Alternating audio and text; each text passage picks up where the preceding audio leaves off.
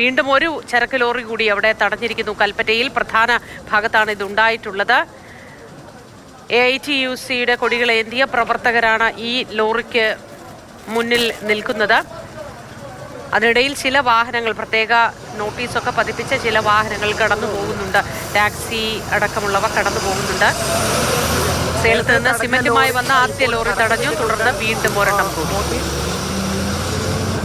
കമൽ തുടരുന്നുണ്ട്. കമൽ, ഈ തടഞ്ഞ ലോറിയാണോ, ഇപ്പോൾ നേരത്തെ തടഞ്ഞ ലോറിയാണോ മറുഭാഗത്തേക്ക് കടന്നു പോകുന്നത്? വിശദാംശങ്ങൾ എന്താണ്? മോത്തി, ആദ്യം തടഞ്ഞ ആ തർക്കത്തിൽ ഏർപ്പെട്ട ഡ്രൈവർ വന്ന ലോറി കടത്തിവിട്ടു. പോലീസ് കൂടി ഇടപെട്ട മുതിർന്ന നേതാക്കളൊക്കെ അപ്പോഴേക്കും എത്തിയിരുന്നു. INTUCയുടെയും കോൺഗ്രസിന്റെയും ഒക്കെ മുതിർന്ന നേതാക്കൾ എത്തി.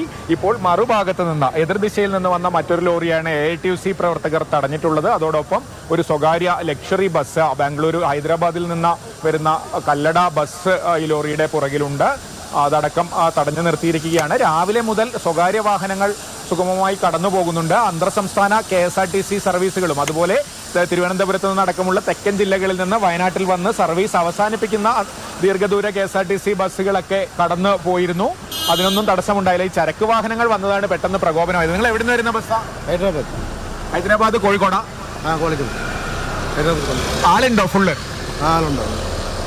ഹൈദരാബാദിൽ നിന്ന് വരുന്ന ലക്ഷറി ബസ്സാണ് കല്ലടയുടേത്. ബാംഗ്ലൂരു വഴി കോഴിക്കോടേക്ക് വരുന്ന ബസ്സാണ്. അതാണ് ഇപ്പോൾ ഇവിടെ ലോറിക്ക് പിന്നിൽ. ആ ബസ് സത്യത്തിൽ തടഞ്ഞിട്ടില്ല, പക്ഷേ ലോറി മുന്നിൽ തടഞ്ഞിട്ടിരിക്കുന്നത് കൊണ്ട് തന്നെ ബസ്സും അവിടെ നിർത്തിയിട്ടിരിക്കുകയാണ്. നേരത്തെ ഈ ചരക്ക് വാഹനങ്ങൾ വന്നപ്പോഴാണ് ഈ വലിയൊരു പ്രകോപനം ഉണ്ടായത്. ആദ്യം ഒരു ഗുഡ്സ് ഓട്ടോറിക്ഷ ആയിരുന്നു തടഞ്ഞിട്ടിരുന്നത്. ഇതിപ്പോ ചരക്ക് വാഹനങ്ങൾ ആണ് നിങ്ങൾ തടയുന്നത്? ഇല്ല, സ്വകാര്യ വാഹനങ്ങൾ ഞങ്ങൾ തടയുന്നുണ്ട്. അവർക്ക് ഈ കാര്യങ്ങൾ ബോധ്യപ്പെടുത്തി കൊടുക്കുന്നുണ്ട്. കാരണം കേരളത്തിനെ സംബന്ധിച്ച് ട്രേഡ് യൂണിയൻ പ്രസ്ഥാനങ്ങൾ തൊഴിലാളികൾക്ക് ചെയ്യുന്ന സമരമാണ്.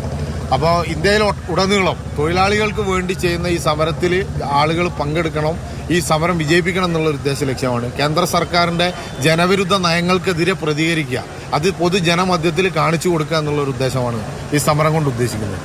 അപ്പോൾ സ്വകാര്യ വാഹനങ്ങളിൽ ആളുകളോട് സംസാരിക്കുന്നത് കാര്യങ്ങൾ ധരിപ്പിച്ചു കൊടുക്കും. കാരണം എമർജൻസി കേസുകെട്ടുകൾ ഒഴികെ മറ്റുള്ള വാഹനങ്ങൾ തടഞ്ഞ് അവരോട് കാര്യങ്ങൾ ധരിപ്പിച്ചു കൊടുക്കും. ഈ സമരത്തിന്റെ ഗൗരവം എന്താണെന്നുള്ളത് സമരവുമായി ബന്ധപ്പെട്ട കാര്യങ്ങൾ സംസാരിക്കുന്നതേ ഉള്ളൂ. സ്വകാര്യ വാഹനങ്ങളുമായി തടഞ്ഞ, പക്ഷേ മറ്റ് ചരക്ക് വാഹനങ്ങളാണ് പ്രധാനമായും സമരക്കാർ തടയുന്നത്.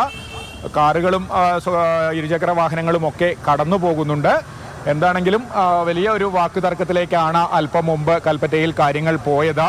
INTUC നേതാക്കൾ ഉൾപ്പെടെ പ്രകടനത്തിനൊക്കെയുള്ള ഒരുക്കം നടത്തുമ്പോഴാണ് ഒരു ലോറി സിമന്റുമായി സേലത്ത് നിന്ന് വന്നത്. കൽപ്പറ്റയിൽ ഇറക്കാനുള്ള ലോഡായിരുന്നു.